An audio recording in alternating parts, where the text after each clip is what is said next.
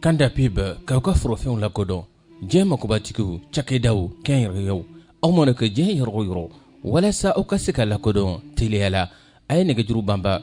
plus 223 20 22 46 00 76 16 01 23 76 44 29 30 www.kandasira.com. Kanda pib o ye sira telima ye.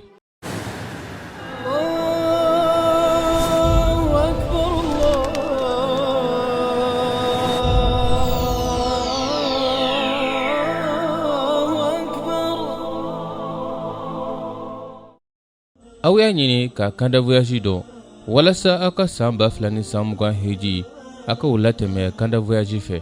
ka hiji kɛ bato faamuya jɛlen kɔnɔ ka hiji kɛ kɛcogo ɲuman kɔnɔ ka hiji kɛ lafiya kɔnɔ o ye Kanda voyage ye. Kanda voyage o ye hɛrɛ sira ye.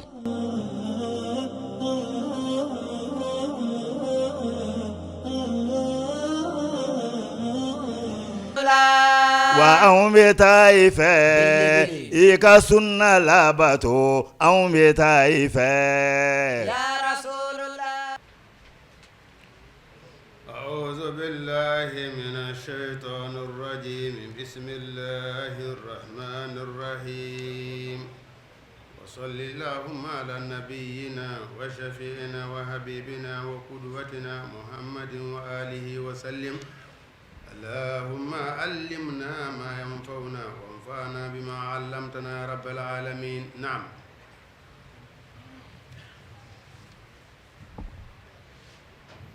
أعوذ بالله من الشيطان الرجيم وله ما سكن في الليل والنهار وهو السميع العليم.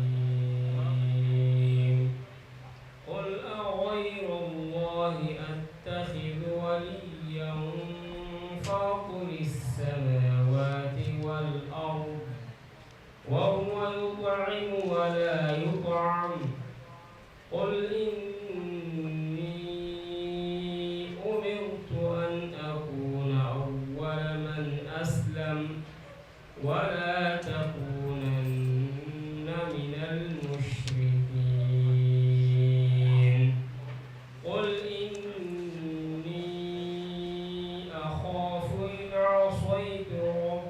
عذاب يوم عظيم من يصرف عنه يومئذ فقد رحمه وذلك الفوز المبين. نعم حسبكم. نعم هذا ولهما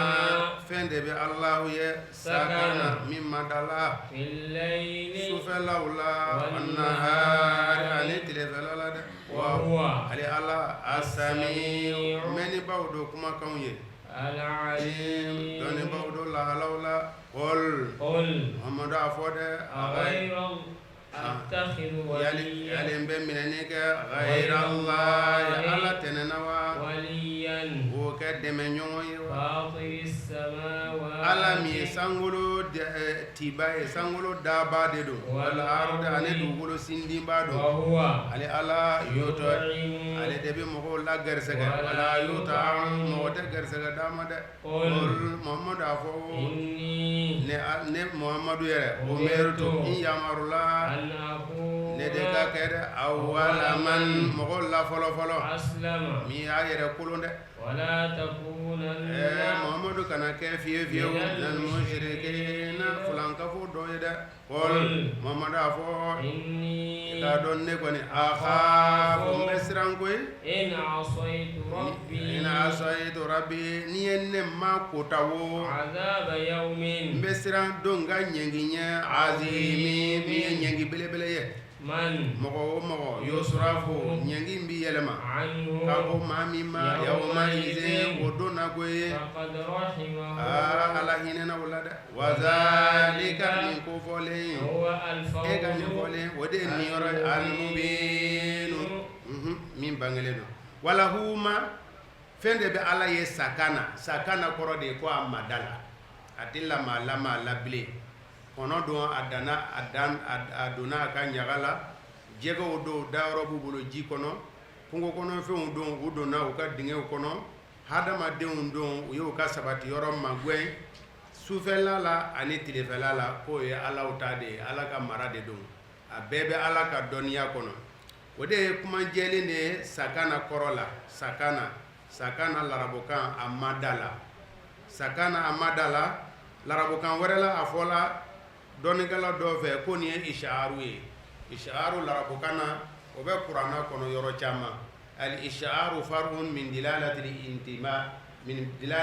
imai wa tanbihi wal ishara. Al-ishaaru n'a kɛra fasari ishaaru ye sakana kɔrɔ a lama la, sakana a lama la, k'a sababu kɛ foyi tɛ manda fo k'a sɔrɔ lama y'a kɔ. I bɛ nin Bangladesh na a bɛ ka munumunu, n'i y'a butɔn fɛngɛ a jɔ la, lama kɔ n'a ɲɛ. Fɛn ɲɛnama o fɛn ɲɛnama, lama de bɛ yen fɔlɔ a bɛ sɔrɔ ka na madali kɛ. A bɛ tilefɛ yaala kɛ, sufɛ a bɛ sunɔgɔ, wala a bɛ sɔgɔmada sunɔgɔ fɛ, tilegan fɛ a bɛ mada. Donc wa fusira sakana bimaana taharraka. N'i ye nin ɲɔgɔnna ye kuranna fasari la, o tɔgɔ bɛ wele ko ishaaru fi fannil balagati. Al-ishaaru i bɛ dakuruɲɛ dɔ fɔ, laɲini wɛrɛ bɛ se ka poyi a la. Sakana kɔrɔ de ye a mada la,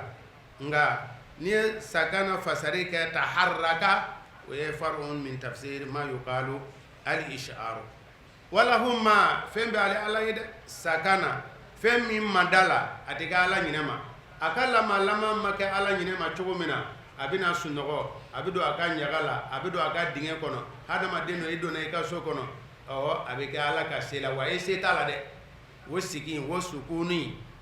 sibu wajibin, i sɛgɛnna i bɛ sunɔgɔ, e se si t'a la, k'o tɛ kɛ Ala ɲinɛ ma dɛ. O de kosɔn o tɛ kɛ Ala ɲinɛ ma min kɛ, a ye sifatu sami ani sifatu alimi tugu a la. Sami lama o lama a tɛ taa mankan kɔ, i y'a mɛn o i m'a mɛn, wa ko ale Ala b'o kalama, ale Ala ye sami'u de ye. O de nana a nana sɛbɛnfɛn na ko sami'un alimu, sami'u alimu. A nana sɛbɛnfɛn na ko mɛnɛmɛnɛ ni a fɛgɛya, a n'a dɔgɔya n'a fɛgɛya, dugukolo 7 jukɔrɔ farafinma na, a sen mankan farafinma na, ko Ala tulo b'a la dɛ. A sen mankan fara sanfɛ a tulo b'a la, wa a ɲɛ bɛ a sen nɔ fana na. A sami'u mɛnila b'a dɔn ko bɛɛ lajɛlen la, waati foyi tɛ kɛ Ala ɲinɛ ma. Al-alimu dɔnnila b'a dɔn fana u ka lahalaw ye. Kul Muhamadu a ko a ghayrallahi yala Ala tɛnɛ de wa? O tuma na sa a bɛ se ka attakhizu bɛ mafuulu 2 sɔrɔ, attakhizu a bɛ mafuulu 2 sɔrɔ. Ghayrallahi o ye mafuulu fɔlɔ ye, waliyan o ye mafuulu sani ye. O la n'a b'o cogo la e bɛ se ka attakhizu tugu ghayrallahi la ka waliyu tugu a la. Attakhizu yali n bɛ minɛni kɛ de wa? Attakhizu n bɛ minɛni kɛ wa? K'o kɛ batofɛn ye ghayrallahi Ala tɛnɛna, waliyan dɛmɛɲɔgɔn. Al-waliyu kuranna kɔnɔ a fasari bɛ na yɔrɔ dɔw la al-hafizu, a fasari bɛ na yɔrɔ dɔw la an-nasiru, dɛmɛba a b'o ko fɔ, tangaba a b'o ko fɔ. Nka waliyan nasiran u bɛ tugu ɲɔgɔn na yɔrɔ dɔ la. N'i ye waliyu ni nasiru ye ɲɔgɔn kɛrɛfɛ, waliyu kɔrɔ bɛ kɛ hafizu ye. Mais n'i ye waliyu ye a kelen, o la o waliyu bɛ se ka fasari nasir. O tuma na yan nɔ e bɛ se k'a fɔ nasiran, yali Ala tɛnɛ n b'o minɛ k'o kɛ dɛmɛ ɲɔgɔn ye wa? Ala tɛnɛ n b'o minɛ k'o kɛ dɛmɛ ɲɔgɔn ye wa? O la sisan sa waliyan bɛ kɛ mafuulu sani ye, ghayrallahi o bɛ kɛ mafuulu awwali ye. Fatiri samawati kalancogo 3 bɛɛ b'a la, o bɛɛ ɲɛnen don. Fatiri samawati jumhuru y'a kalan komi kalankɛla y'a kalan cogo min na, ka kɛ fatiri samawati, fatiri samawati bil kasri, a bɛ kɛ na'atan li ayi ismin li lafzil jalalati Allahi fatiri samawati, naatu de don. O tuma na o ne bɛ dɛmɛ ɲɔgɔn ɲini ala tɛnɛna ala min ye sankolo sini a kelen ala min ye sankolo sini a kelen o la fatiri bi kɛ naatu ye o fasari yalisa a ka tile a bamanankan na o tuma na atakhizu n bɛ minɛni kɛ ghayra allahi ala tɛnɛna fatiri samawati sankolo sindinba o y'a fasari fɔlɔ ye o ye n'i y'a kala fatiri o la a bɛ kɛ naatu de ɔhɔn dɛ a kalanna kalan cogo wɛrɛ la k'a kɛ ko fatiru samawati n'a kɛra fatiru samawati ye yakunu mubtada'an yakunu khabaran li mubtada'in mahzufin bi taqdiri huwa yali n bɛ minɛni kɛ ala tɛnɛ wa huwa o min tigitigi fatiru samawati ale de ye sankolo sini a kelen a ye sankolo da a ma mɔgɔ ladege o ye fasari kelen ye a kalan cogo wɛrɛ la a kalanna fatira samawati imma li ala madhi wa imma ala munada n'i y'a kɛ ala madhi sankolo daba ma n b'i fo n bɛ minɛni kɛ ala tɛnɛna k'o kɛ dɛmɛ ɲɔgɔn ye ka n ka dɛmɛ ɲini o fɛ wa ka fatira samawati sankolo daba ma n b'i fo walima fatira samawati sankolo daba ma n bɛ e de wele ni fasari filanan ye nin ka gurin dɛ walima fasari sabanan ye n'o ye fatira samawati ka kɛ fatira samawati galiban ma mako ɲininaw u b'u kan kɔrɔta de u ka ɲinifɛnw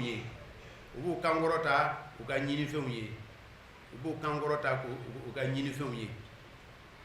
ya ni daw ka kala o tumana i b'a kala fatira samawati mansub ala al madhi walma mansub ala munada a bɛ kɛ mansub ala munada tayib ni ye fasari dɔ ye attakhizu ish'aru min na y'o fɔ sakana na attakhizu o tumana ko fatira na n jɛɲɛna ni aw ye dɛ n ko n'i y'a kala fatira samawati n ye irabu fila n ye fasari fila di o ye jumɛn ye mansubun alal madhi walima mansubun alal munada fasari sabanan lamɛn dɛ o ka gurin n'a tɔ bɛɛ ye fatira samawati attakhizu ni ye ish'aru ta'ala fatira samawati bi kɛ mansub li fi'lin muqaddarin atruku fatira samawati n bɛ sankolo daba ma to ye wa ni fasari a bɛ sɔn ka girinya n'a tɔ bɛɛ lajɛlen k'a sababu kɛ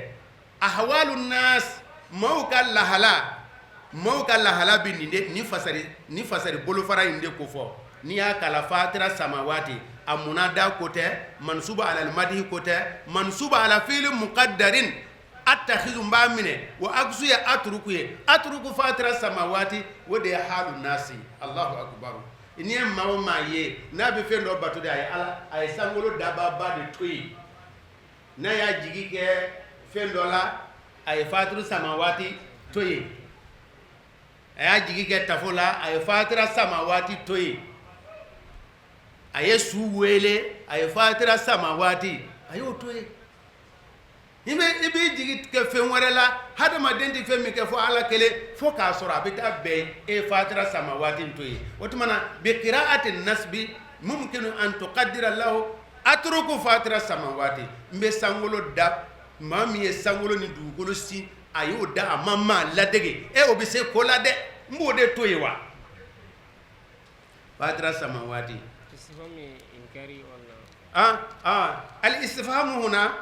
الاستفهام هنا توبيخ الاستفهام اقرار الاستفهام هنا اقرار اتخذ يعني بتولي كوا وفيه اسلوب ياسين تيجي اتويدتي ياسين تيجي كا اسلوب تويدتي abibu najari ka usulubu ye mun ye de yale ta ka kɔn ɲɛ attakhiz ala in yuridin rahman birrun in yuridin rahman yasin tigi bi ka jumene fodi ay ne de la ka ni fo aw yewo jone bi ne deme ko korofo yasin habibu najari ka usulubu to ko edidi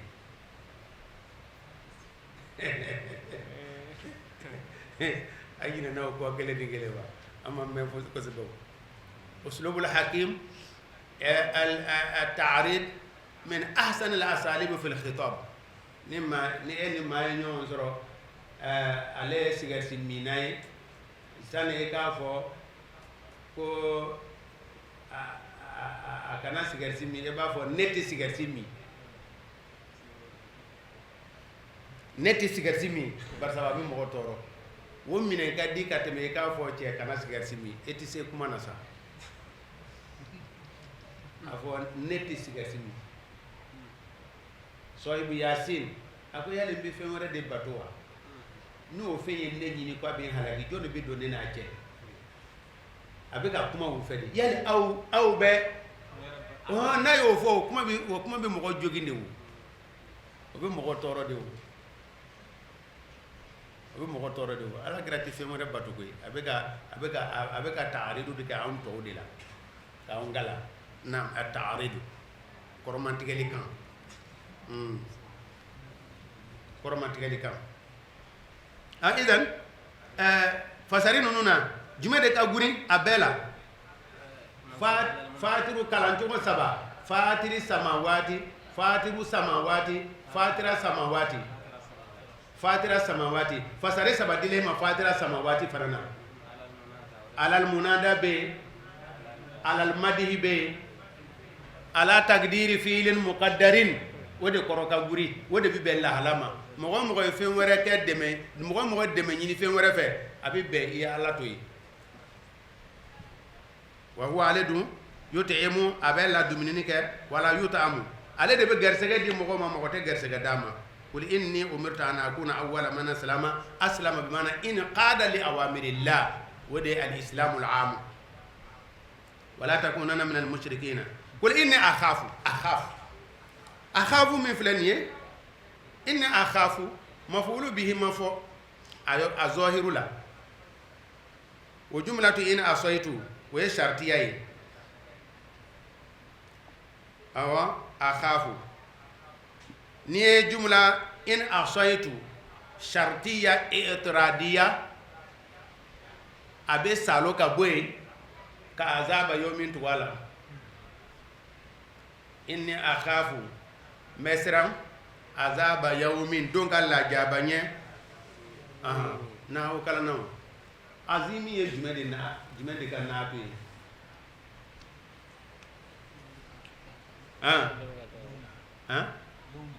yawmun de ka na to dum jonde be fe wara fala jonde be fe wara fala azimin anta asabta li annahu huwa zahir huwa na'atun li yawmin huna jurra min ajli al mujawara suratul munafiquna emo mewa suratul munafiquna hikayate wa mujawara be irabul mujawara fana be dakhala fi juhurin eba ko dobin dakhala fi juhurin asuri dobu ye fa'ilu de ngali ka kesira bilala min ajril mujawara juhurin we kesira be kasiga fo dobin min ajril mujawara wa mushakala wa yawmin ni qur'ana kono ni chama de be o be mujawara de wotuma afasari mi maye azaba yawmin donka nyenginye azimi nyengimi na ka go asuri mansubu de nga kusira min ajri mujawara ma qultahu sahihun de ya fam yada yawmin azimin na'atun yawmin nga kusira min ajri mujawara donc est-ce que we la nyini bowa kiyama jodo we la nyini bowa nyenge mimi ka kiyama jodo wode koyi wode la azaba yawmin azimin o de la sa ni kɔrɔ laseli dila ma o tuma na Ibn Abbas ye fasari min di nin yɔrɔ in na a ko akhafu k'o ye a'lamu de ye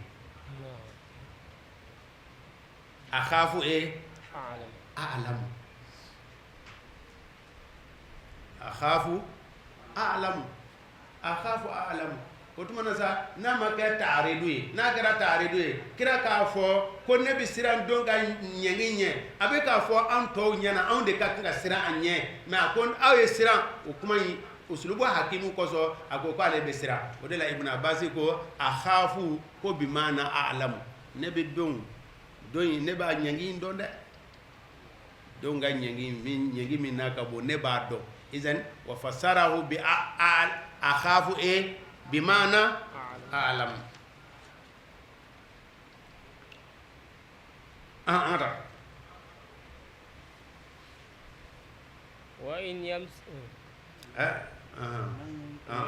وإن يمسسك الله اقرأ من جد وذلك من يصرف عنه من يصرف عنه يومئذ فقد رحم ذلك الفوز العظيم وذلك والفوز العظيم ni min filɛ nin ye ni kalan in jumhuru e ɲɛ b'a la cogo min na kalankɛla y'a kalan cogo min na jumhuru y'a kalan ten man yusrafu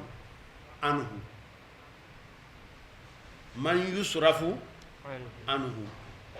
jumhuru y'a kalan ni kalan cogo la o kɔrɔ mabnu lil majhul man yusrafu anhu ɲɛngi bi yɛlɛma ka bɔ maa min ma sɔrifu kɔni Allahu ye mais Allahu ma fɔ man yusrafu anhu ɲɛngi bi yɛlɛma ka bɔ maa min ma o don fakad rahima Ala hinɛna o la dɛ nka kufiyunaw y'a kala man yasrifu anhu yawma izin fakad rahima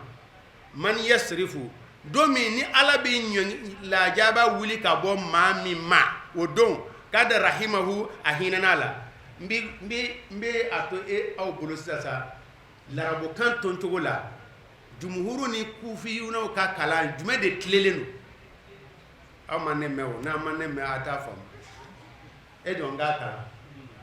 jumhuru y'a kalan man yusrafu anhu ɲɛngi bi ɲɔni ka bɔ maa min na o don na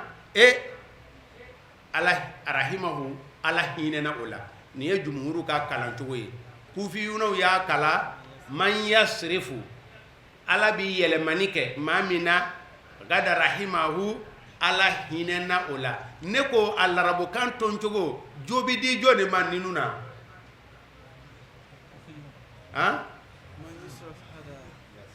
arabukan a y'a lajɛ kosɛbɛ arabukan bɛɛ faralen ɲɔgɔn kan a bɛɛ faralen ɲɔgɔn kan jɔn de ka kalan cogo bɛ larabukan kuma yɛrɛ ton cogo ɲɛnen don jɔn de bolo wa i b'a kun fɔ dɛ n'i ko karisaw ta i b'a kun fɔ munna ala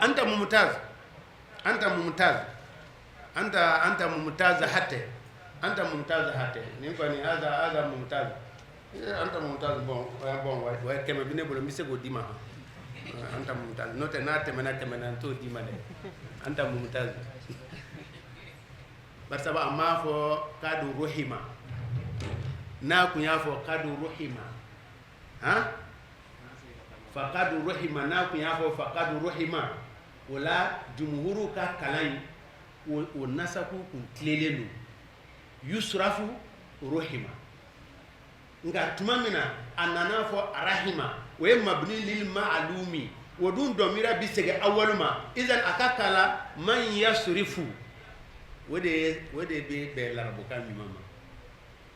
ma nin ye larabukan fɔ de ne jumhuru ka kalan o ye man yusrafu anhu ka sɔrɔ ka a laban kɛ arahimahu mabni lil ma'lumi wa dhalika e ko kofɔlen alfawzu sara belebele sara nin yɔrɔ alfawzu ta'diyatu de don ta'diya almubinu mi bangelen atadia angada wa aya bebana wa in yamsazaka Allah ni alabi imasaya nyoya abi kola sema wa in yamsazaka Allah na alabi masaya na bi esoro bidur ni toroy fala kashfa lahu wa libata idara illahu fa kilimbe wa in yamsaska na bi masaya ni here fana ye ali ala qadirun seba de do ala kulli shay fen kelengelen bay mi mumkinu ye ni da ni alana abe fon ni masisa ko al iman bil qadar al iman bil qadari tadminan walaysa nassan kalimanya latigema de wende ni ala ko ka be here la sema mo tise ga here nguli kumbey atise ga cien na ko ka be toro la sema mo tise ga kumbede mo tise ga kumbe al iman bil qadar kalimana ni latigay comme ayafo ya gulamu bini kala ikado la ibn abbas ka fengela wala ma anna ma akhtaka lam yakun li yusibaka wa ma asabaka aidan lam yakun li yukhtiaka o bigi korota la seben fe unjala o tumana an hadama de fele ke chugo ni ko mi ko ala ko ka bi soro abi soro de wa atele ko fe ki soro mo ko wore fana tise ka wuli fana nale alate in yamsasika Allah bidurrin bon ni be fasariye hekli bi minta note ka masu ni kashfu ye min sifatil ajsami fallahu ba'idun min al jismiyati al masu wal kashfu min sifati min muwasafatil ajsami we farkolo tigu ka fe nga amana de do amana de do nala be sababu do ke toro mbi soro masakoro de ka joshi ala ka tusi ala ere nyana ka ta ka wuli allah tayi maanu de ala ka famnya nyimandama wa huwa ali ala al-qahir ali de karabali masai aka jo sanfede wa huwa ali ala tigidi ala hakim kodona masado na ka dani fenye al-khabir dugulendo ka ko dugulenye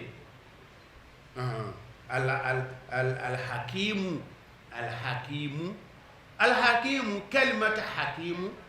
kadiyati sifa mubalagha وقد يأتي بمعنى اسم الفاعل من أحكم حكيم كفين دلا فلتالا ولا حكيم كربك محكم المحكم كاكني فلتالا حكيم أبيسك أنا صفة مبالغة ni sifatul mubalaga hakimun aya don ka latige bo ode kama Qur'ana bela ni hakimu ni khabiru bi nyonga gerefe ni hakimu ni khabiru nu bi nyonga gerefe e ba hakimu fasar ni ihkamu ye ka khabiru fasar ni ilmu ye ena fo ya ubi nyonga gerefe khabiru ye doni ka ko don ka sa dana ni hakimu fana fasar ni o kelenye otumana maana zaidu maye otumana hakimun ebani ka sifa bimana ism al-fa'il min ahkama otumana hakim huwa al-hakimu kodla ka nye filital defotal na yefun bila chugomina wode ayi Allah yawu masai khabiru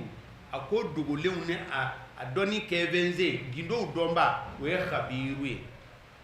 Qul Muhammad afode ayu shay fen jumede don akbaru no de ka bonde shahadatan shere ala de qul afode Allah ala yere shahidun ay shere bay bayni ne chewu wa bainakum ana au chede وأوحي القرآن انشلا ده إلي وأوحي هذا القرآن ني قرآن انشلا ده إلي كان نما كوي لينذركم نكاو بغا ده ني قرآن يه ومن أني مغو بلاغا كبارا سيرامي من ده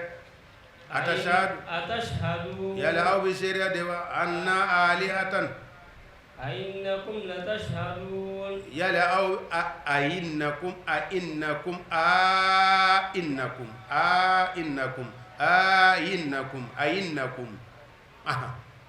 لتشهدون أو دبي شريعة أن آلهة وعلوا مع الأخرى ميدوري مع الله كفر الله كألم قل أفو محمد لا أشهد انت شريعة وكان قل أفو ده إنما هو عليكوني إله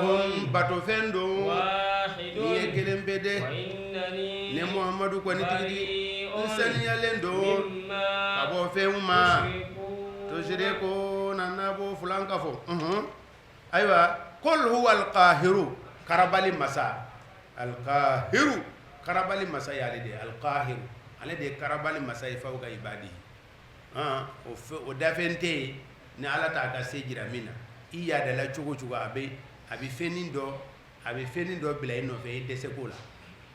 wode e ka do ko fawka ke she ne ko kiye masake abi nyengwani ko do bila e ku e be baloni we coronavirus za kahiru ala amerika al jabbara coronavirus nana ko be dade wala kahir ale karabali masaide fembe sambe imana ke chugo abi fenin do blaila rete se go nyana bo fieu imana ke ya chugo eni o dese bitame wari be fambe fe me fenin do be tise wala jama be fambe fe fen do be la jama rete se ge deme ko fe wuli masaya mo so na dese ni do de be lay wal khahiru karabali masado fawga ibadi aga jom samfe o tuma na sa na le karabali masai na ye minda ko ale hakimu de fandankeni kana fo ala ne fanda ay wori chama dini ma ala ko ale hakimu de ayo ke ay wori chama kalfa mina ale bodo ayi ke fanda e ko mina ale ala de bo ale hakimu wala hakimu bi khalqihi ayi dagi chenye ayi chejuya ayi abi herebe dafa dowla abi jien toro be nyesin do ya masabay misede o bela ye hakimi mo do be abada ka chejuya ka ke fantaye ka ke banato ye do ere ka kafria farawka ko jugu be bisega nyomo soro o ali allahu hakimun ayo ke kumina ale de bodo hakimun fawqa ibadi alqahir fawqa ibadi wa al hakim al khabir خبير بأسرارهم حكيم في خلقه كو نيه جابي دودي كل أي شيء قل قرآن كنا تدو فاكم ولي لا على كهينا لا كوكا كل بو قرآن كنا كوكا كل نوكا بو قرآن كنا ni كل بورا قرآن كنا أتي فاهم كل كل تبو قرآن كنا كم كو محمد eko ye kiraye o jonne be tugu e ko ka jira ke e kiraye o shere bemi nyiningali ye wode ibolo madani sababu info de la de ibolo trula mina nyiningali do de kessa iye ni vamu de ko jonne bi shere ya aye ko ay kiraye Muhammad afu nyana shere wara be min ka bon ka temewa ay tamyiz digala kul ay shay'in akbar shahada min Allah qulillahu shahid ala ya qur'an dine ma o shere ko ne kiray li unzirakum bihi etulu manda fasari kabakuma na sasa o fasari kabakuma wa man balaga inketo ka fasari folo ke nyemu de fodi munu kumbiya munu matama wa man balaga inye fasari dumene di Qur'ana sera mamun ma ina fo an sisa asira umma dote asira umma man balaga asira umma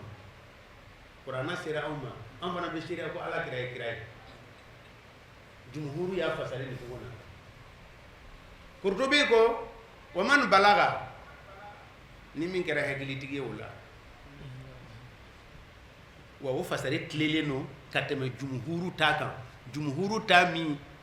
bebe fasare mi fo wa man balaga chiden ya sera mima kira ka kibariya sera mina na sona ulu be shere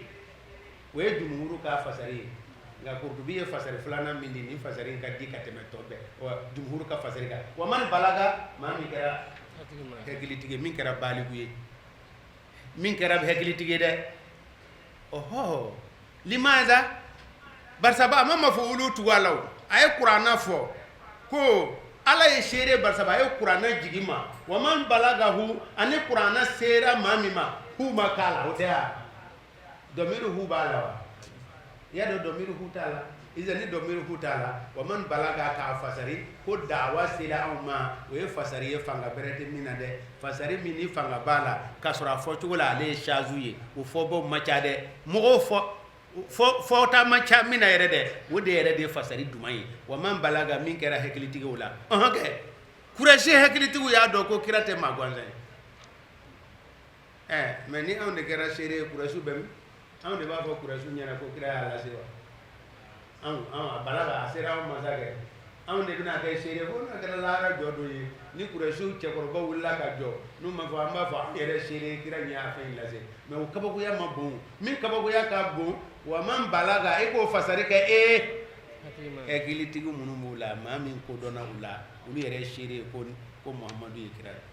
wa man balaga kungulo tika amina o tika so amade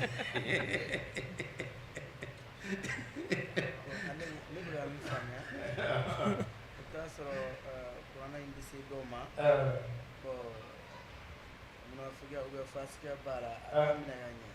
mais hakilitigu cela aba fami hakilitigu ba mine ma ni make kanagere ni tienana ena famia wa man balaga jumhuru ka fasari la o ba fasari ni domira ka tugu ala ay balagahu ay qur'ana sera mo mima na bo mo ko usulu da'wa ba tabale wo da'wa sera mo ma o ba be sheria ko ala kirai kira fasare mina afoba macha wa man balaga ko kureshi hakilitigu kureshi baligu ulu belejele bi sheria ko Muhammadu ye qur'ana aya chama nana ku yi u bana ala kira meme ko dusukun sona u bana meme ko dusukun sona ma hakiliti ko ke leunzirakum atashaduna amma Allah annama allahi alihatan ukhra kullu ashad qul innama huwa ilahun wahidun wa innani bari'un sanya balaga aywa ballighu anni wala aya wa hadithu an bani israila wala haraja ya design ko ngadi do yede man kadaba aliya muta'ammidan falyatabawwa maqadahu minan nar ballighu anni wala aya nasire ma awajibe lay fana ka Allah sema warema balagahu asire ma awajibe lay fana ka Allah sema warema de ikana sara nyinu wala ikana togo nyinu wala ikana fo nyina li ya dondoro awajibi ala ikata Allah se kana fo ko moko ki wele bi soro kata Allah se de e bi wuli de kata Allah se ala wele ni tala de kiro uyen wele wo tala de nu ye wele wo yefu samandi ay tala wele kan jabi nga wele ki joyi kata Allah se allazina mamunu atainahum ayulu son dilikuma kitabu lanu taurata yarifuna obe Muhammadu dongoy kema inafo yarifuna obe doni ke jogo mena abena udeuna de allazina mamunu sa khasiru nulu bonena anfusahum uyeraguna fahum uyera la yu'minu otelli man yakoy o nimbe ko fe allazina atainahum no yahudiyaw ye walma nasaraw taurata dungaw injila dungaw yarifunahu o do mira bi sege alakrama sallallahu alaihi wasallam o be kira in donde ina fo bu de don to mena Abdullah ibn Salam ko wallahi ko ale b'a den dɔn ka tɛmɛ ala kira kan a ko a bɛ kira dɔn ka tɛmɛ a den kan Abdullah ibn Salam ko ale bɛ kira dɔn ka tɛmɛ a den kan est-ce que nin kuma in ye tiɲɛ ye dɛ nin kuma in ye tiɲɛ ye nin kuma in ye tiɲɛ ye nin kuma in ye tiɲɛ ye den joli joli don fa joli joli don a den mɛnna tunga la a nana min kɛ a ma dɔn fa joli joli don a n'a den famana a ma se k'a den dɔn a jɔra a ɲɛ kɔrɔ a den filɛ nin ye a ma dɔn o kɔrɔ k'i bɛ se ka fili i den ma koyi o de la Abdullah ibn Salam ko ne bɛ n bɛ kira dɔn ka tɛmɛ ne den kan bari sabu taamasiyɛn min fɔla u ka Tawurata la ko nin b'a la nin b'a la o ye adila qat'iyya a b'a la wa a b'a la kira don Abdullah ibn Salam yahudiya karamɔgɔ min n'a tubila ni yahudiyaw yɛrɛ ko a ma tubi yahudiyaw kana ka gɛlɛ dɛ Abdullah ibn Salam tubila don min na kharidatul ajaibi ti tiɲɛ ye kharidatul ajaibi wa faridatul gharaib masala 1400 de b'a kɔnɔ ɲininkali n'a jaabi la kitabu min ye sɔhihu a la o y'a wele fu ye n'o tɛ a kɔnɔna kumaw tɛ sɔhihu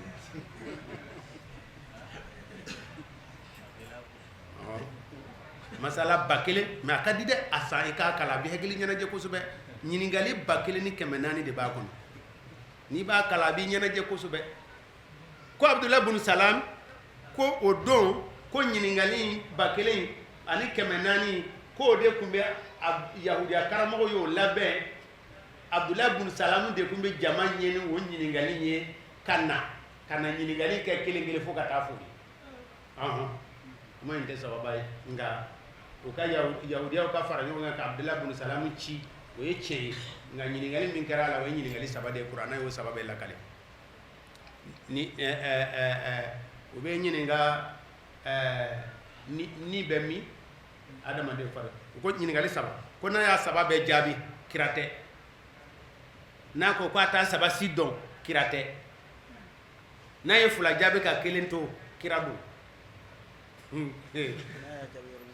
n'a y'a 3 bɛɛ jaabi a tɛ kira ye n'a ko k'a t'a si fana dɔn kira tɛ o tuma na u bɛnna min kan n'a sera ka 2 jaabi ka 1 to yen kira don wa o ye 3 in bɛɛ ɲininka 3nan n'o ye yasalunaka ani ruhi ko ale tɛ ni yɔrɔ dɔn ko sisan ko kira don wa Abdullah ibn Salam dɛ a tubila don min na dɛ kira ye iridon de jigi ko i ka to yan i jɔn bɛna yahudiyaw wele ka na yahudiya karamɔgɔ welela ka na ne ko Abdullah ibn Salam ye jɔn ye an ka maaba don an ka maaba den don an ka karamɔgɔ don mazɔn nukum aw ka jigiya ye mun ye n'ale tubila ko hasha lillahi a ka tubi kɔni o kuma tɛ yen Abdullah ibn Salam ye iridon dayɛlɛ a ko wa ashhadu an la ilaha illallah wa anna muhammadan rasulullah yahudiya karamɔgɔ ko maa jasilen den kun fi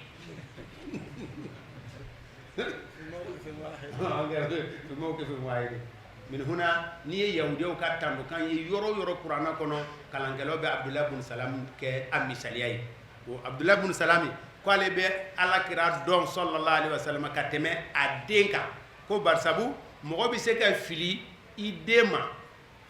mais ale tɛ fili alakira ma sɔli ala muhammadin ko ka ca ne tun bɛ Segu kalan na ne tun bɛ duguma kalan na o kɔfɛ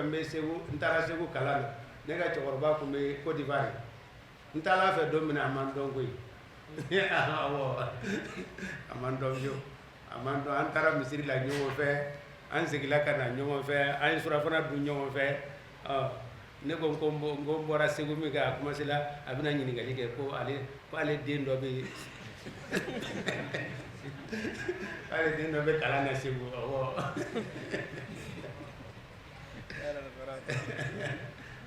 mɔgɔ bɛ fili i den ma mais i tɛ fili o ni taamasiyɛn min bɛ kira la mɔgɔ tɛ fili a la sallallahu alaihi wasallam nka ko maa minnu pɛrɛdi la dalu jɛlen kɔfɛ o ma o tɛ a minɛ mɔgɔ ka dɔgɔ min tɛ tiɲɛ tiɲɛ tɛ jira min na a ma ca dɛ an b'an kana gɛlɛya i dusukun bɛ gore de walahi i dusukun bɛ gore fo filibaliya bɛ diya e ye i dusukun bi gure fo kota bi jayele n'o tɛ ka tiɲɛ na e ma k'e m'a dɔn o tɛ kɛ hakili ma ti gansan koyi hakili tɛ gansan dɛ waman mɔgɔ min sa waman mɔgɔ jumɛn de mɔgɔ si tɛ azlamu n'o ka tɔɲɔni ka bon ka tɛmɛ maa kan wa min ye tigɛli kɛ o ngalonna ka da Ala kan dɛ aw kazaba wala a ye ngalon tigɛli kɛ Ala ka ayaw la dɛ innahu Allahu la yuflihu innahu koɲɛ kɔni la yuflihu tɔɲɔnikɛlaw tɛ nin yɔrɔ sɔrɔ wali u ti kisi dɛ wa yawma ko sumani kɛ donnaw nahashuru don min na an b'u fara ɲɔgɔn kan u bɛɛ lajɛlen u kɔ naqulu an b'a fɔ maaw ye o ashraku minnu ye fulankafo kɛ o aw ka jɛɲɔgɔn bɛ min jɛɲɔgɔn minnu na aw kun kɛra o dazɔmuna n'a b'a kuma fu fɔ kulu y'aw kisibaw ye idan wa man o ye nafiyu de koyi wa man mɔgɔ si de tɛ azlamu o y'a ka xabaru ye iftara a ye tigɛli kɛ alalahi ala kan kɛdiban kɛdaba ani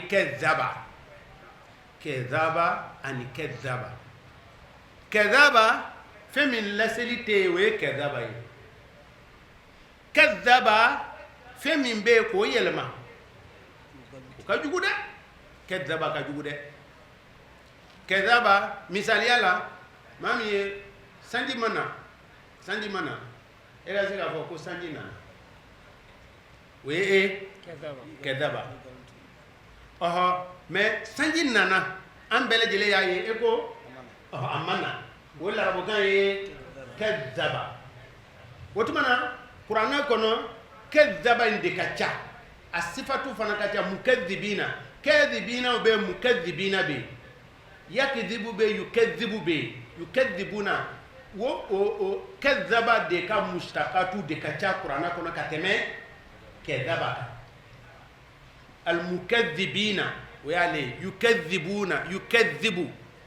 olu bɛɛ lajɛlen nafiyul haqa'iqi nafiyul mawjudi kiraw nana k'olu ye kira ye e ko k'u tɛ kira ye kuranɛ jigila e ko kuranɛ tɛ kuranɛ ye olu bɛɛ lajɛlen ye kɛdaba in ka jugu dɛ kɛdaba ka fɛn sindi a tɛ yen o fana masdaru ye kɛdibu ye o ta masdaru ye alikɛdibu o ye mujarrabu ka masdaru ye alikɛdibu o sifa ye kɛdibuna ye nga dɔ in ta takidibu o sifatu ye mukɛdibuna o mudaru ye yukɛdibuna o de ka ca kiraw nana ni min ye ko de ko nin fila bɛɛ lajɛlen ye mɔgɔ si tɛ yen min ka tɔɲɔni ka bon ka tɛmɛ nin fila kɛba la ka nkalon sindi i yɛrɛ ye a y'a jinimu ko don dɛ dɔw bɛ sigi baro la dɔrɔn ka nkalon tigɛ mɔgɔ bɛ yɛlɛ olu bɛɛ ye kɛdaba ye kojuguba an fɛn min ma kɛ dɔrɔn k'aw fɔ ka yɛlɛ kɛdaba walima ka fɛn dɔ fɔ ka nɔrɔ mɔgɔ wɛrɛ la karisa de ye sonyɛni kɛ o ye kɛdaba ye a ma sonyɛni kɛ e ka se k'a fɔ ale karisa de ye sonyɛni kɛ i ye kɛdaba de kɛ jinimu belebele i ma fɛn min san 100 e k'a fɔ ne y'a san 120 yalisa i ka tɔnɔ sɔrɔ o bɛɛ ye kɛdaba ye jinimu belebele nka kɛdaba jinimu tɛ kɛdaba bɔ fiyewu a b'an dabali ban mun dun na a fɔlɔla k'ale fɔ yan a sɔrɔla k'a atufu filanan na fil ghalibi atufu tɛ ahamiyatu muqaddamu ahamiya ka bon ka tɛmɛ a atufu kan o dɛ nka kɛdaba ka jugu dɛ min bɛ yen k'o gɛn tiɲɛ min bɛ yen k'o wuli ko nin tɛ ni hadisa in tɛ tiɲɛ ye k'a sɔrɔ tiɲɛ don walima ka kuranna kolo gɛn o de ye kɛdaba ye ko jɔn de bɛ yen n'o ka jinimu ka bon ka tɛmɛ maa min ye nin fila bɛɛ kɛ nin fila dɔ la kelen a y'a fila bɛɛ kɛ wala a y'a fila dɔ la kelen kɛ innahu la yuflihu zalimuna wa yawma mansubun ala zarfiya bimana uzkur e ka kofɔli kɛ nahshuruhum an b'u fara ɲɔgɔn kan don min na i k'i hakili jigin o la o kɔfɛ an b'a fɔ ayina shuraka su'alu do hadha yuqalu hadha su'alu ifdahin la su'alu ifsahin ni su'alu ye su'alu ifdahin su'alu ifdahi de do ko su'alu ifsahi de la mole su'alu de do maa min ye sɔni kɛ a minɛna ka na dugutigi bolo na n k'a fɔ a fɔ e yɛrɛ de ye sɔni kɛ wa o y'a sɔrɔ a minɛnen don ka siri ko a ye sɔni kɛ dugutigi bolo na o ye lamaloyali ɲininkali de lamaloyali ɲininkali su'alu ifdahin la su'alu ifsahi a ko o tuma na lamaloyali ɲininkali la a kun bɛ kɔntɔrɔn sanɛ anw ka jamana in na walima makakaw ka hubalu ni u ka manata ni u ka laataw olu bɛ min manata ni laataw bɛ min kɔntɔrɔn ni sanɛ o bɛ min i ka kɔntɔrɔn ni ka sanɛ a bɛ min i ka kɔmɔw bɛ min a bɛ min o tɛ yen dɛ olu tɛ yen olu yɛrɛ bɛ fara jahanama lɔgɔ ka ɲi ayina surakaw angara thumma ukofa lam takun fitnatuhum ukalla jarabili makada illa an qalu fuko wallahi ankalena alala rabbina wa na'atu yamiya ummaye ma kunna amma kada mushrikina fulan kafoye ana amma fulan kafo ani bɛ kɔfɛ an ma fila an ka fɔ kɛ dɛ bon nin yɔrɔ in nin ma nɔgɔ dɛ nin aya fitinin kalancogo 5 bi nin aya fitinin na a bɛɛ n'a kɔrɔ don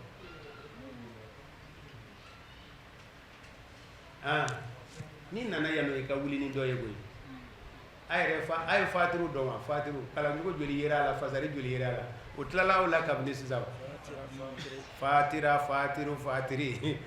hakili b'a kɔrɔ la dɔɔni de wa Jallo i ye dɔ ta a kɔrɔ la Sangare an bɛ yɔrɔ min na yan nɔ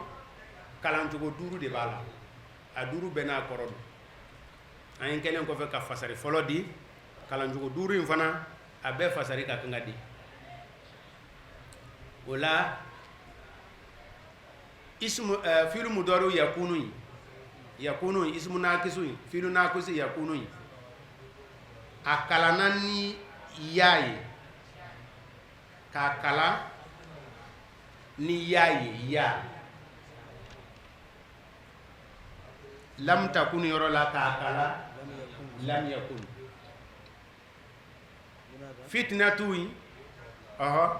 ka fitnatu kala fitna tay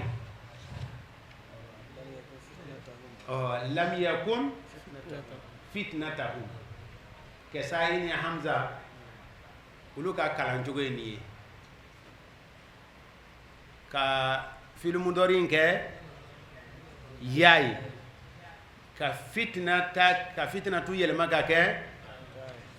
fataha ye lam yakun fitnatahu nin ye kesayi ani hamza ulu ka kalancogoya ye nga abu amrin ale fana y'a kala ale ni kesayi ka kalancogo ka suru ale ye takun to a cogo la et puis fana a ye fitinata in fataha kɛ izan o kalancogo la i b'a fɔ lam takun fitnatahu a bɛ faamu ibn amir nana asim hafsa ka riwayatula an amash ulu bɛɛ lajɛlen y'a kala lam takun fitnatuhum ulu y'a kala lam takun an ye o de kala an a bɛ komi an ye o de kɛ kiraatu jumhur fitnatuhum lam takun fitnatuhum lam takun fitnatuhum ayiwa kiraa min ni a ma dɔn kosɛbɛ o ye hali bi i ka yawu k'a la ka fitinatu to a cogo la o fasari bi gɛlɛya kojugu o fasari a tilen ka go bon a ye jɔn an ka nin saba bɛɛ fasari dɛ nin na kalancogo 5 don mais a bɛ a yɛrɛ ye fasari 3 de la a b'a yɛrɛ ye fasari sabala bon anga hamza ani kesai ka kalantugo ke lam yakun fitnatahum bon olu fe ni ya kalan ni togo ina yakun wo koro aleka ismu bi ke muzakkaru ota yakun aka ismu bi ke muzakkar otumana illa an qalu uko alqawlu wode bi ke ismu yakun fitnata bi ke khabar o yoro la sisa iba kala de thumma lam yakun illa an qalu akala kala fasar wore lame thumma lam yakun thumma lam yakun illa an qalu fu ukowo fitnatahum ay ato dafa ukowo uko an kalena alala rabbina miya amaye ma kunna amma kede mushrikin fulankafoye fitnatahum uka boda yini ma'aziratan uluka boda yini de kera ko amma fulankafoye de barta bu jina abi fu nyana uya me kalankalaw da ko ala sobebe fulankafoye mande ato yafa de donc anga ponka fo anya ala kuta lay me anti fulankafoye de parce kunu ko kuye jini mutoy adola ala bu blaw mais ayo fulanka fo la tumuna tilawrote awla no bite ejo anga boda nyina yire la anga fo anya kutaw de ke me shirugo gane amu kede fitnatahum ay ma'azratahum uka boda nyini uka boda nyini fitna ta bi mana izan ma'azratahum uka boda nyini ka fo amma fulanka fo wode uka boda nyini wode uka lujura nyini al-izar wa qabul al-i'tizar hada ni fasarin ani abu amrin ale fana ka kalana woni ni majja nyongona wala illa an qalu ebe mu annasu takdiru aye maqulatul qawli takun o fana halbi ma'azratahum oka boda nyini otumana wo kalanto go fula bela an wala ohaza meni ya kala sasa lam takun fitnatuhum ukalla jarabili guriya ukalla jarabi korobo sabatila wula ni miye ukafo ante fulanka fo de ere kera balawi ye jumhuru ka kalanto go de lam takun fitnatuhum uka balawu make foye tumamina uko ko on ma fulanka fo de wode kera balawi onde obi kede mogo do be polosi do be obe hine quoi nous ye zomine zonga fo vraiment ne sonike wode daga dala ko ni zongo ko wallahi ne ma sonike abe bugoli daka otumana akafo ma sonike de wode bi be a nyangiri ma yeni wamude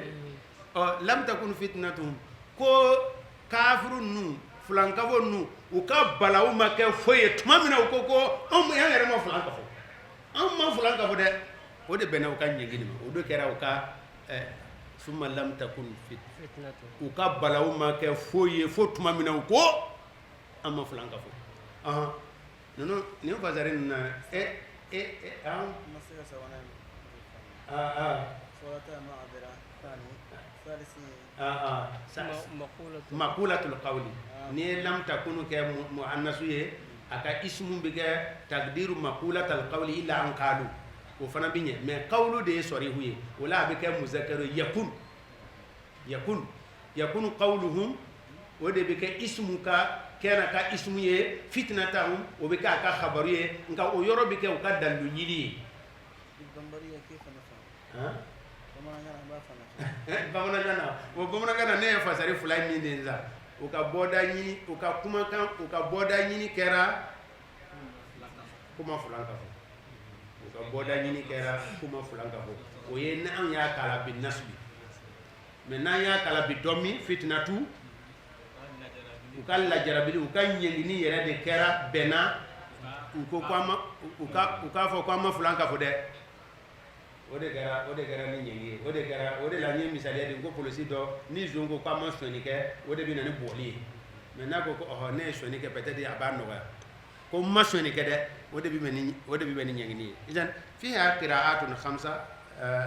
fi fitna yakun انظر fulanga fuyan anga njando alla koy anga nyana ma yayi ngoni mambe kisa bulu fara fitinu ma machade nga fulanga fuya re o e jo sonde o e jo son ka femere jo son no re fulanga fuya wa ma fi ma'aniha kathiratun mambe yan jo fi zalika wa machade nga ni koni ni wajulu kambode maka kaw ya don ko anga fo ala ye anya ala kota ko kanno o tuma na anto gwe anya ala kota anto gwe mais fulanka fo ya mbode gwe barsabo ala ti no ya don fulanka fo ya da odela yo ko bo an sona jinu na me ama fulanka fo ya ke la ala boda biso انظر فلالك باون تو من عند كذبوا ينقلون تكذب على أنفسهم كداو يركون وضل ما فندتون عند عنهم كابو أمة كانوا يفترون وكم بمنقلون تكذب ومن مغبى منهم ولاقوي يستمعوا أبي مني كرنكرن kana ema kwe ay datulan de ke ala udusukun kan kabo afamiyama wa waqran ani gurima fi adhanihim ukatlola kabo ameni fana ma umafobli wa in yaraw nubi yeli ka ayatin aya kelen kabako kelen bela la yu'minu utilli man yagoy biani ayanu ye at la yu'minu aw nafyu fi surati nafi bima'na an fi surati nafi fi ma'na nahyi حتى إذا جاءوك فنو نانا إماو يجادلونك وبإسوسوكوي يقول الذين كفروا إن هذا إلا أساطير الأولين فولو كانغالون كاند دونده وهم كاسرو يره ينهون وبيغوي عنه كابوني كما فوليما وينأون وبيورما جنيه عنه كابوني ماده وإن يهلكون تماسي هلاكلا إلا أنفسهم فو يره كونده وما يشعرون lu yere de tiga somi kubi ka halakili nyesim uyerema man yastamiu minka wa minhum man yastamiu kameni kerengere abina dabwa kama kana lameni ke wode yastamiu kameni kameni kerengere kana imamone qur'ana hadisa ika irshadatu nga mushkila miye kanda bin nasira mununa ko e sira nani de kanda sira e sira nani philosophe yere ko doni bi soro o fenduru philosophe ma fenduru de fo o lebe kanda be ko be doni fenduru de nyana yeli tulo la meni sumusumuni neneni masali ote ko ni duru ti femi soro o tekin ne kon ta do ye corona sumusumu de wa walma wiyayo nyana de wiyayo nyana ku ka jirana de ko nupu do de bulu ba buya shia ba chaman ka buya ko so bai o be ko be o be so ka yi wala ye mon tay apara do bulu ga buya shia ba chaman ni karle mawzir no ne killi ni no deun ku be angu mu wuli ka jo o ka corona jirana na be na te kanda be na hadama de ma sira saba fe wal ma sira nani kanda be na hadama de ma o de fe ala kan kisi de no sira nani gurena a chenande ibi kaba ko ye enyena sanurihum ayatina fil afaqi wa fi anfusihim hatta yatabayyana lahum annahu al-haq ibayi kele fulana wode ibi kanda binna imma nimmeni siray zey ma tasma'una al-ana abika lamme fi ba fam ibika lamme meni nyana yeli abe na ko fe o ko fe joro bati dalaw ka sabati ko a yoro nani na we dusukunde we de am moteri ni fen sabay be moteri we dusukunyi da am moteri dusukundo tulula meni moteri dusukundo nyana yeli moteri dusukundo aha ni kanda bin na ema ni sira fe ni sira nu be gorena bara soro la de ka nyefi ka tloguri dusugumi bara jumene ke dusugumi I deme nyini nye de fe abe deme nyini tulo de fe dabe soro ka fo dusugumi o be guide o chogola mais tloguri na nyefi na ختم الله على قلوبهم سورة البقرة الآيات ده من النور ختم الله عليه ختم الله على قلوبهم ayé dusukun o de kɛra wa n'o yɛrɛ tiɲɛna yɛrɛ e ko mɛnitiri wa ala sami wa abiso risa watu datugunan belebeleba a y'o datugu ɲɛ na a ye ɲɛ datugu a ye tulo datugu ɔ yan nɔ ta a ye wasa don fila de la a ye wasa don fila de la ko an ye datuguna kɛ dusukun na ka tulo fana ka fɛn ka dɛɲɛɲi yele ka bila tulo la a tɛ foyi mɛn kɔri mugu tɛ dɛ wakuru dɛɲɛɲi yelele k'a gbere ni kɔri mugu do peut-être i bɛ mangani dɔ mɛn a banna ni ala ye nin kɛ maa min na e tɛ kanda ye bilen dɛ wa i kɔlɔsi dɛ magakaw nin bɛɛ kun ka ɲi u ka ɲɛna yeli a kun ka ɲi filɛ tulola mɛnni a kun ka ɲi dusukun kun kɛ kɛnɛ na u ye tulon kɛ tiɲɛ na tuma min na ala ye dusukun datugu tulola mɛnni m'u nafa bilen ɲɛna yeli m'u nafa bilen kana tulon kɛ dɛ kana tulon kɛ dusukun na dɛ dusukun banaw a man ɲi dɛ ni dusukun kɔni banana dɔrɔn tiɲɛni daminɛna dusukun bana ye 5 de ye dusukun bana ye alghaynu alghaymu arraynu atabu alkhatm dusukun bana ye nin 5 de ye alghaynu o ye farifaga de a bɛ bɛɛ sɔrɔ i tɛ ja sɔrɔ i ka ala bato la i bɛ kuranɛ hizbu 2 kala a tɛ nɔ bɔ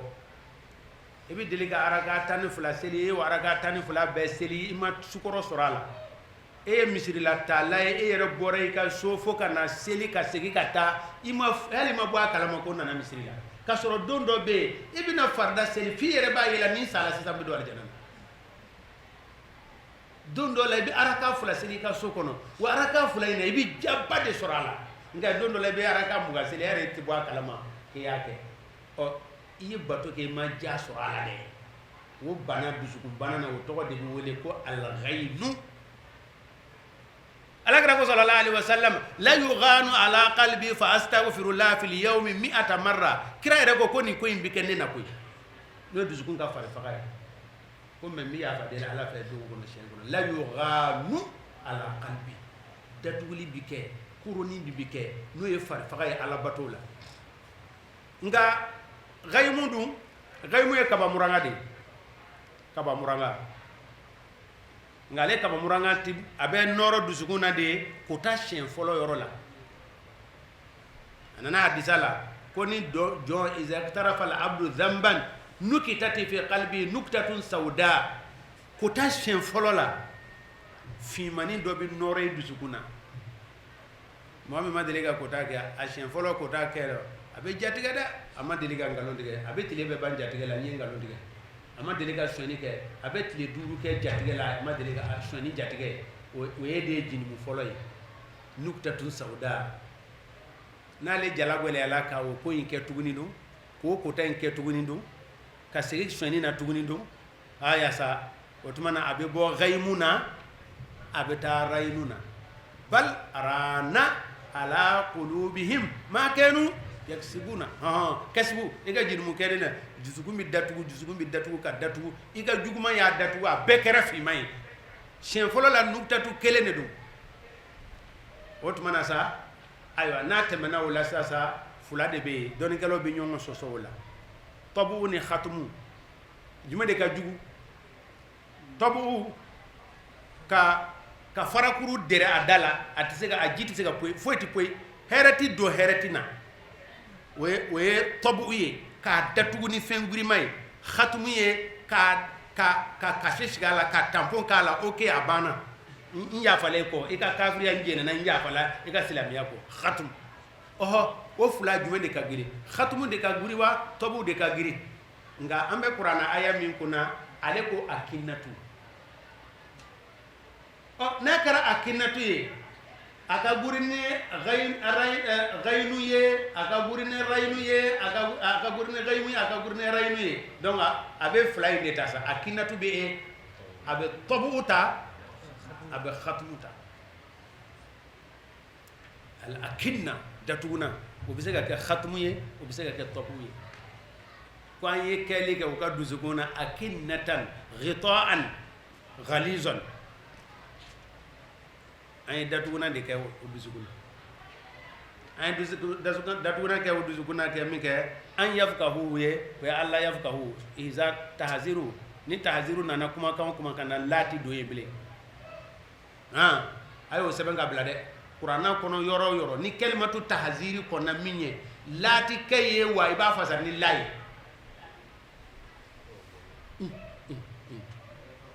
mo to be me na o kala na to be me ni kuma mi fo joni bi sega kan yamfe fo munu bi ko fe ni kuma ni do de fo de abe qur'an afale no qur'ana na ni an la me doron hizbu kele be qur'ana be fasar an la me hizbu kele doron ni an la me hizbu kele na be qur'ana be fasar honde hizbu kele ni hizbu kele la me an fe doron be qur'ana be fasar ne ko ni kalimatu tahziri nana filu mudari mumbikala lati kala wa iba fasar ni lay la bola tahziru ma ko ni kalimatu tahziri kangari ma da kan goni kan nafiyu wa'idu ni sisa larabu kana sisa sisa nene ko aizuka an takuna min as-sarikina mba fotini aizuka an takuna min as-sarikina wala nta fo ko aizuka alla takuna ni uga chena alla rabbukan chena aizuka an takuna min as-sarikina lianna kalimata aiza hadha fi tahzir la kangar madakande be aizula mbi waju bi mana mbi gwen otumana itafo e ba fo de an takuna ni ba fasari mais ni ba nutugo de e ba fo wa ni nyona chama de be qur'ana kono de Allah ta'udu ode do ya izuku anta udu wala mais ni ba fasari fo e Allah ta'ala mais wo sebenente de ba foti de e be la de foti afam yala de o kaida kana buna ko de no kaida kana buna ko yano ala ko mo do be na ella mede mais an de tuguna ba de ka wudu suguna tahziru de biya otmana an yafqahu e bo fasari ka jogo de sisa Allah wala abamana gana u kana na famia mais la sebenente de la sebenente de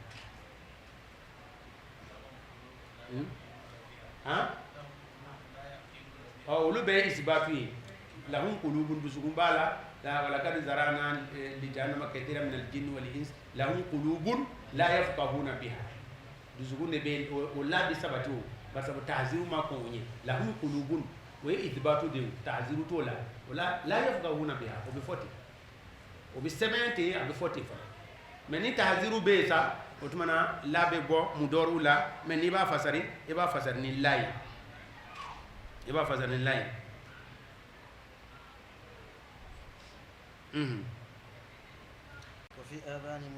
wa fi azanihim ulamani dulo la waqran amu ka maamulu fo bile o maamulu ambe mun de diye o e jode jo nganga posi la jani ni doro mu gan soro la ni mo mi sera to fasari doro ni doro mu gan de ni doro mu gan soro la de doro mu gan ma soro ere fana atigi bi amati bi barka da doro de o barka da de kadi wa anga ke barka da war bo man ko der bu man de foli de kan ko amma no te war bo man ko joni bi wa fi azani waqran o kuma bana way an yasma ay doni ngurinde ke o tlowla o kana na menike nana menike o tumana depuis an yafuka hu fola ka ban o kera dusukuna we an yafuka hu ye uzunu ta fana an yasma o tumana o mubayanu ye mi sasa koni aya kele o kele nana o tinye so ala bi la ye fulaye la dɔ bɛ yen a bɛ nahayu de di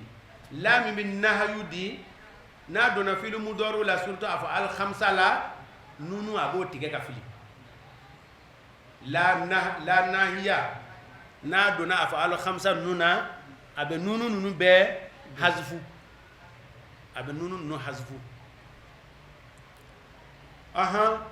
ni la nafiya la mi ye nafiya ye nafiyu o bi do a fɔ alhamsa la nunu bi to a cogo la o bi do a fɔ alhamsa la nunu bi to a cogo la a fɔ alhamsa la nunu bi to a cogo la ko balaga karamɔgɔw ko n'i y'a ye ko kuranna ye kabako ye dɔrɔn i bɛ taa sɔrɔ a y'u ka sariya sɔsɔ u tɛ se ka tɛmɛ o la n'a y'u ka sariya sɔsɔ u tɛ se ka tɛmɛ o la fiyewu o tuma na u bɛ jɔ yen i n'a fɔ e yɛrɛ e bɔra kɛnɛma min kɛ e ni dɔ ye ɲɔgɔn kunbɛn a bɛ ka a sen fila bɛ sanfɛ a bɛ ka taama a bolo la kare kɔnɔ i b'o lajɛ min bɛ taama sen na an tɛ ɲaga o la o mais tuma min na sa ni an bɛ alimaalufu n'an bɔra maalufu la tuma o tuma na filɛli de bɛ sɔrɔ ka da e kan ten o maalufu mukhalafa dɔ de bɛ nin yɔrɔ in na e jɔ n k'a ɲɔgɔnna dɔ jira e la teliya la e ka Bakara aya in kala tan hizibu filanan daminɛ Bakara la Bakara hizibu filanan daminɛ kalaban a fɔ yatma'una abatatma'una fariqun minhum o ɲɛfɛ dɔɔni wala e ka nin lajɛ ban wa iza akhadna mithaqa bani israila mun de b'o yɔrɔ la yen la ta'buduna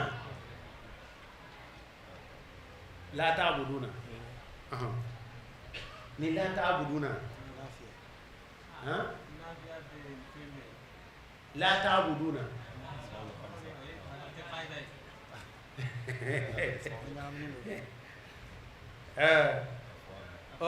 ni sɛbɛn cogo la a bɛ mun de a bɛ la jumɛn de di a bɛ nafiyu de di an bɛ min kunna a sɛbɛn cogo bɛ mun de di a bɛ nahayu de di voilà sisan an ye ɲɔgɔn ye dɛ n'i ye o ye sisan fasari de bɛ bu yɔrɔ la sisan o de ye i ye mɔgɔ taamatɔ ye a bolo fila la i bɛ jɔ de sisan k'o kun de ɲɛɲini sisan o tuma na sa la ta'buduna min filɛ nin ye wa iza akhadna mithaqa bani israila la ta'buduna a suratu ye nafiyu de a maana ye u kana na foyi bato ka sɔrɔ nunu sabati la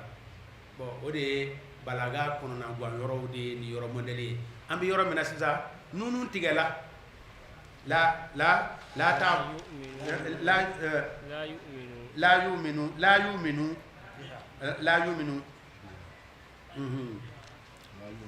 la yu'minu خمسة وعشرين ده طيب هذا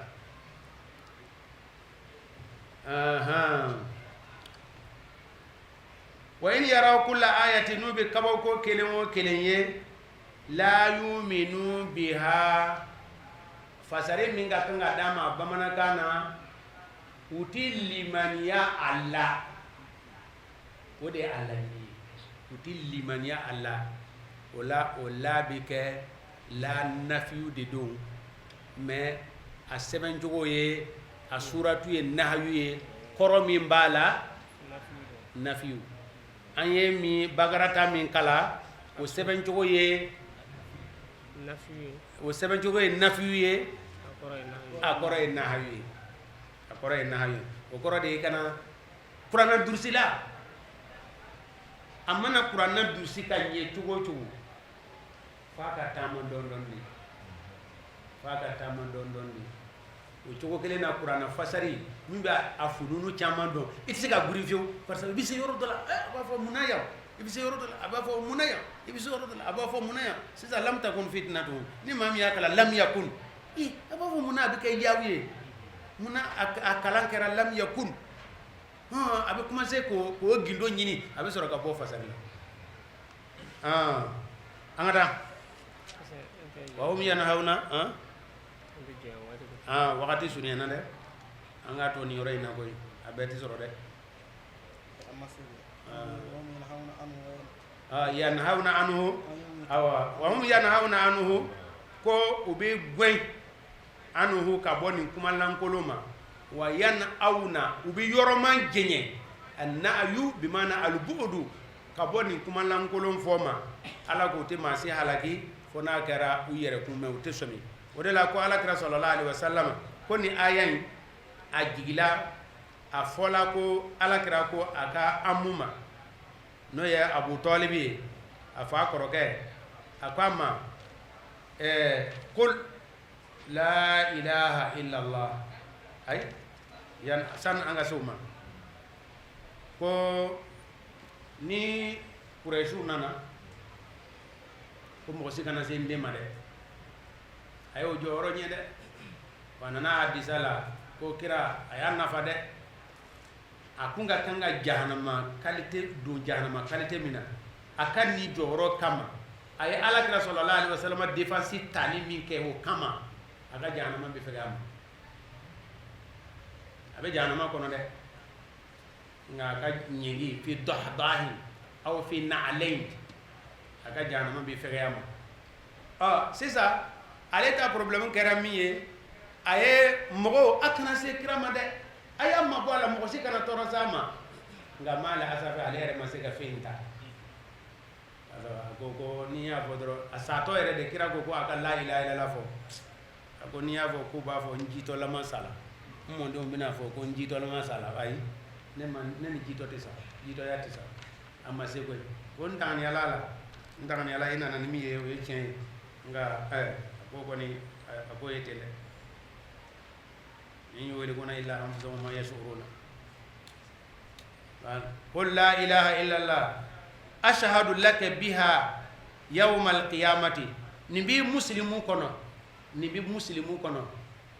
abi hurara ka hadisado ni wasa kede silamiya ibi tubini la ilaha illallah silamiya ibi baloni la ilaha illallah silamiya nika kuma kan laban kera la ilaha illallah we ay ka aljana ni atamase ti jena ke were ko bayo ara mo ko bayre yi ko ka e ka fo e ka dugude nga fo ne ne reti ngalo ti yi ko ba ke wa mo ko ba ke ndi shweni ke ti ko bay nafi lesa bishi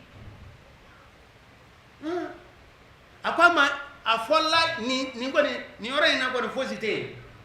min ka tanga fo yere silamiya kana wode la ilaha illallah akombe no ke afolla ilaha illallah ni sere ko fodro mbo ke shere ke kisi nyini e kiyama do kul sahih muslim ta zirinda kan nu silame siti jeneke silame siti ngalontige silame siti shwenike silame nyuma siti flanka fu yake wo pano antlawla ebna ba ko de silamiya donga wo fato ya kande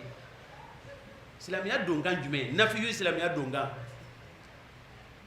bon nin kunfinya nu an ka ni farafina kunfinya dɔ de o e ka taa nin fɔ sa ɲɛfɛ sa kalan bɛ yɔrɔ min na qul la ilaha illallah ashhadu laka biha yawm al-qiyamah mbino ke a fɔ la ilaha illallah dɔrɔn ni y'o fɔ dɔrɔn n b'o kɛ seere kiyama jɔ don n b'i tila n'o ye n b'i deli n'o ye n bɛ surunalen don e ye ni o kumakan in dɔrɔn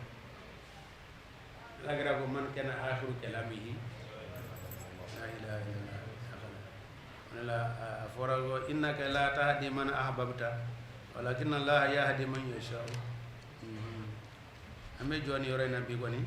subhanaka allahumma wa bihamdika nashhadu an la ilaha illa anta nastaghfiruka wa natubu ilayk subhana rabbika rabbil izzati amma yasifun wa salamun ala al-mursalin walhamdulillah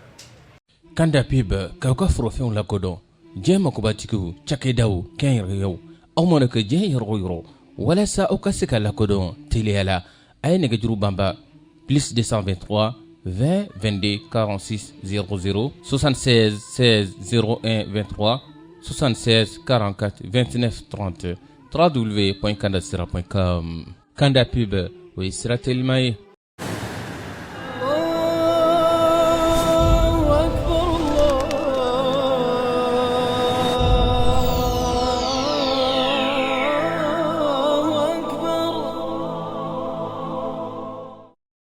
aw y'a ɲini ka Kanda voyage dɔn walasa aw ka san 2020 hiji aw ka o latɛmɛ Kanda voyage fɛ ka hiji kɛ bato faamuya jɛlen kɔnɔ ka hiji kɛ kɛcogo ɲuman kɔnɔ ka hiji kɛ lafiya kɔnɔ o ye Kanda voyage ye Kanda voyage o ye hɛrɛ sira ye